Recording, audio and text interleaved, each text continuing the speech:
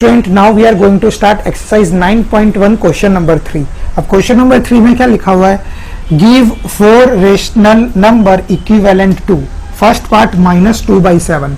मतलब कि क्या, हमें इक्विवेलेंट रेशनल नंबर फाइंड करना है जो -2/7 के बराबर हो.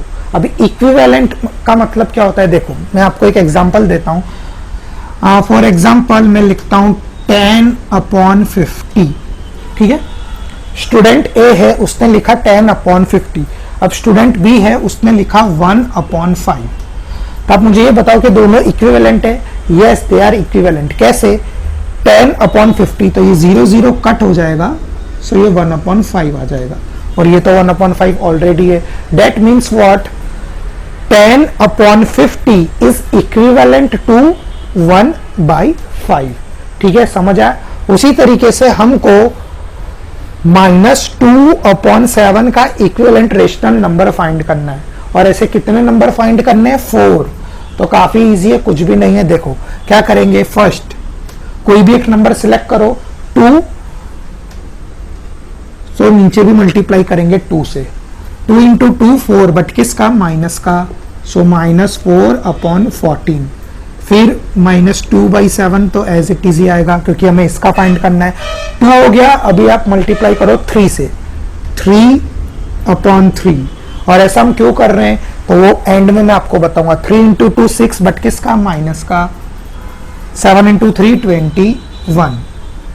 फिर अगेन -2/7 इंटू, ये स्टेप हमको कितनी बार करना है? 4 टाइम्स. सो 1 हो गया, 2 हो गया, अब ये 3 के बाद क्या आएगा? 4. सो 4/4. 4 इंटू 2 8, बट किसका? माइनस का. -8/28. अब last time -2/7 into 5/5. 5 into 10, but किसका? माइनस का.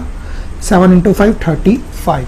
तो ये आ गए हमारे पास 4 इक्विवेलेंट रेशनल नंबर. अब ये इक्विवेलेंट कैसे हैं?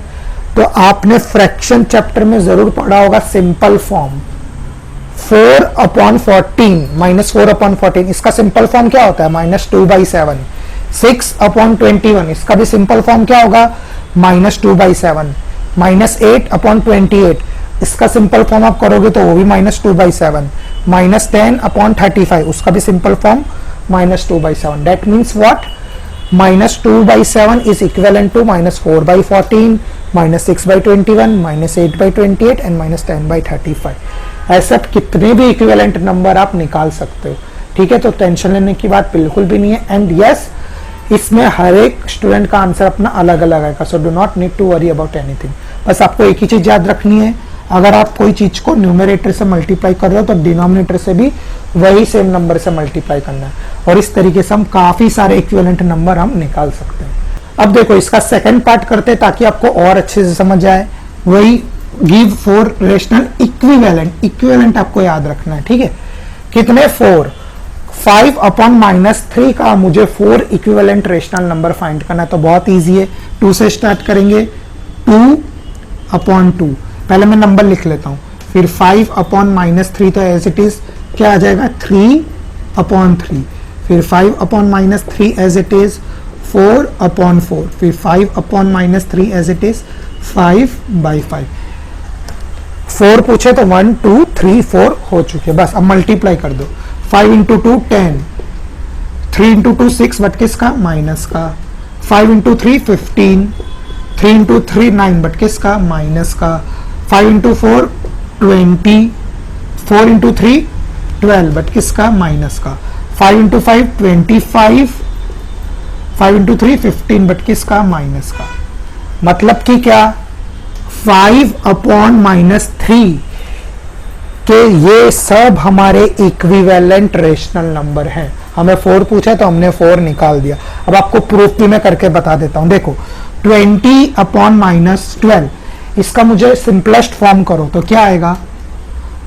4 से जाएगा. 4 3 12 एंड 4 5 20, तो क्या आया? 5/-3. तो देखो ये भी 5/-3 आया आप समझ में. तो ये सारे इसके इक्विवेलेंट रेशनल नंबर है. हमें 4 पूछे थे तो हमने 4 इक्विवेलेंट रेशनल नंबर निकाल दिए. सो आई होप अब आपको समझ आ गया होगा. अब देखो क्वेश्चन नंबर 3 का लास्ट 4/9, तो वही हमें इक्विवेलेंट रेशनल नंबर फाइंड करने, कितने करने, 4, तो कोई दिक्कत नहीं है, 2 से स्टार्ट करेंगे, देन 4/9, 3/3, आप कोई भी नंबर ले सकते हो, इसमें तो कोई भी दिक्कत नहीं है, ठीक है।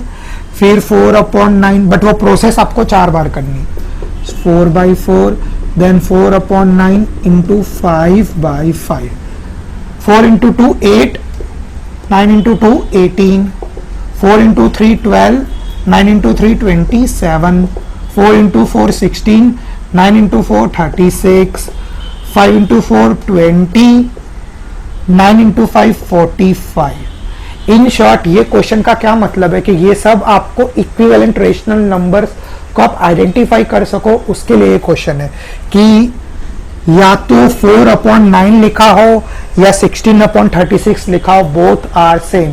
जब आप इसका सिंपलेस्ट फॉर्म करोगे तो 4/9 ही आएगा, ठीक है। सो 4/9 के मुझे 4 रेशनल इक्विवेलेंट, तो क्या आ गया, 8/18, 12/27, 6/36, 20/45, तो ये सब इक्विवेलेंट रेशनल नंबर हैं किसके, 4/9 के, ठीक है। आप चाहे तो किसी को भी आप इसका सिंपलेस्ट फॉर्म में आप देख सकते हो। फॉर एग्जांपल देखो, 5 4 जा 20 एंड 5 9 जा 45, 4/9, तो देखो 4/9, hence proved, okay। So all these are the rational equivalent rational number equals to 4/9. So in this way we have completed exercise 9.1 question number 3.